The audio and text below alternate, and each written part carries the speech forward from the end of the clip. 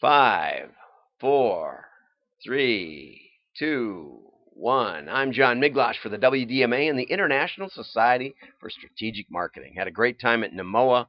Got to interview some guests. That was really interesting. We're going to try and do more of that. I just sent off a note to Bob Hacker, and we're going to talk about millennials and sales and selling to millennials, because there's an article out saying you can't sell to millennials. Yeah, I talked to my daughter, and she said, "Oh yeah, we got to be authentic about not selling by not selling." Anyway, so today I've got a lot of material, and so I want to go a little bit fast, okay? And so I'm going to go over here to the to Windows Capture. I was triggered by an article by Mario Carrasco. Great article, and he talks about 2 myths that keep marketing teams from using data effectively. Why do marketing creatives and data scientists often seem to be at odds, even though their objectives are ostensibly the same, which is, to grow the company, make more money? And the first thing is that data stifles creativity, and I think that's a really good point. I think that it is. So we're gonna move over into that for a second. There's a war between creative and data. I really believe that because I've been in on it for 30 years or 40 years or whatever, since as long as I can remember. Now, how do I know that? Okay, well, we have the data, and the data scientist, this is part of the problem, is the data scientist thinks that they know for sure.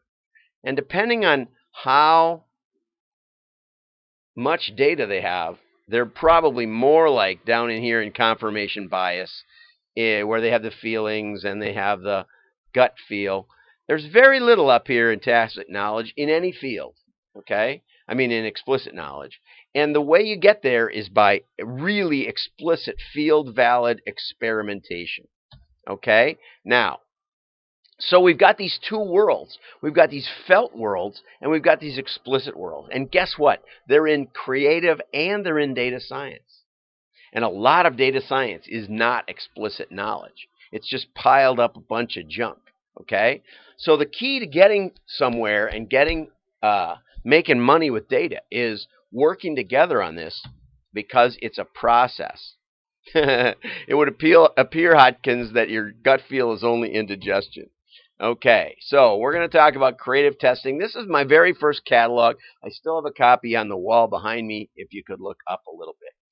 And the guy actually has a Band-Aid on his thumb, if you ever got a really close look at this. So the owner of the company was enamored with Land's End. So he worked basically directly with the creative people. I was only marginally involved. And the return on investment was just dismal.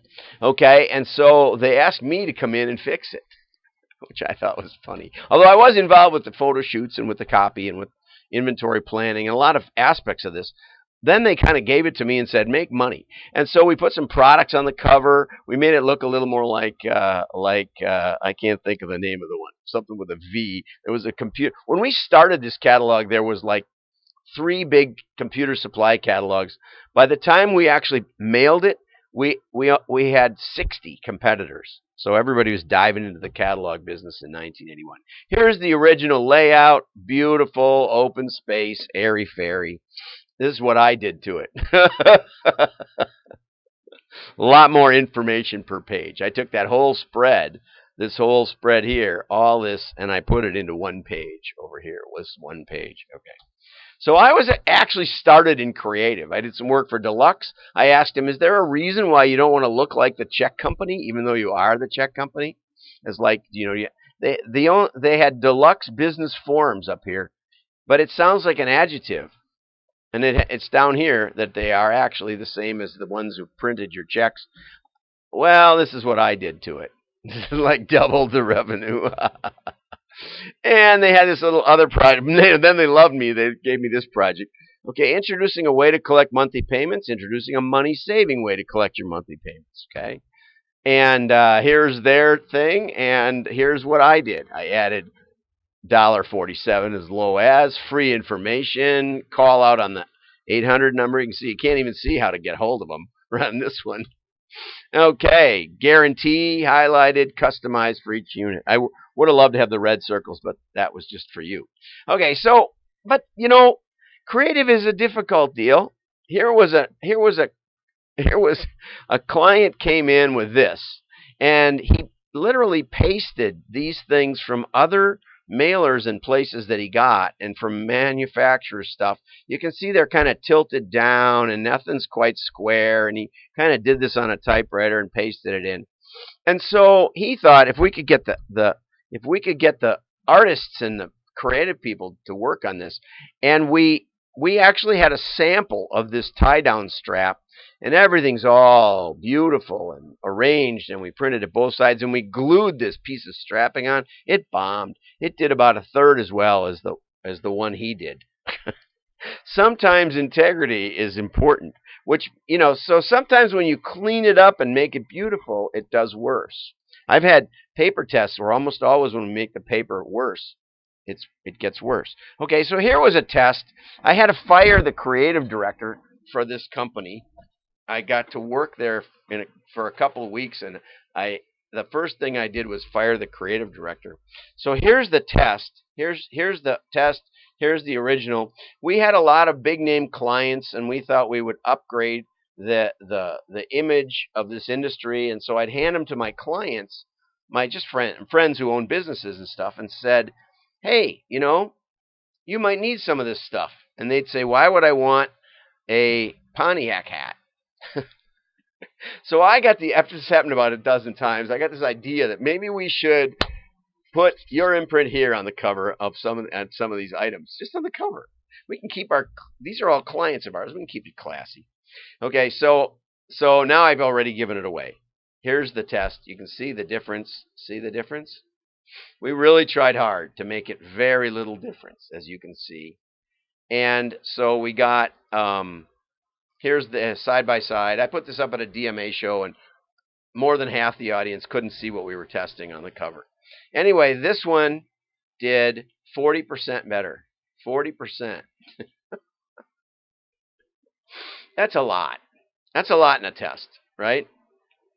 So I had this creative background, right? But and I could show you example after example of where we took an idea from creative and then modeled it and created it, like Bullock and Jones and like Lovesack. No, not so much them. But the article over here says data stifles creativity because the creatives don't like limitations, and that's why you have to fire them anyway sometimes. But there's a better one. Data scientists don't think creatively. They think, well, we're not really creative people. And there's a lot of truth to that. In fact, part of the reason I went from pure creative over to data was there wasn't anybody creative in data. So nobody builds the werewolf variable. Nobody comes up with all the crazy stuff over and over and over. Okay? So I'll tell you this story. So what happened on this story, and then we'll cut it off. Maybe we'll do some more tomorrow on how to actually work with creatives, how to implement a structure where the creatives can understand and use the data for a launching pad for their own ideas and their own adaptations. We'll go back to that other one too.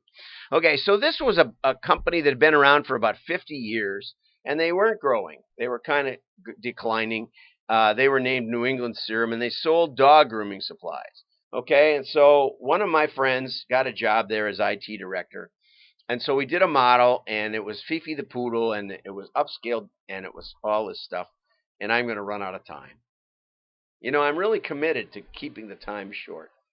So tomorrow we're going to talk about how data changed this company and grew them 30%, 20%, 20%, 20% over the next 3 years. A company that had been flat for a long time. Okay? And it's a great story, I think. And we'll go back to that case study. We'll talk about how we use data to drive creative instead of data to oppress creative, which we never do anyway, because, we don't want to lay out catalogs. I did that back in the day, you can see. Okay, so I'm John Miglautsch for the Wisconsin DMA and for the International Society for Strategic Marketing. I posted that article on both of those sites, wdma.org and issm.org. But I can't figure out how to link to it, but you can copy the name of the article and paste it into Google, and you'll find it really easily. Okay, my beautiful alarm is going off. Thanks for joining me. Have fun with your data. I'm John Miglautsch. Oh, like and share, especially on LinkedIn. Like and share. If you don't share, nobody sees it. The like is just between you and you. Have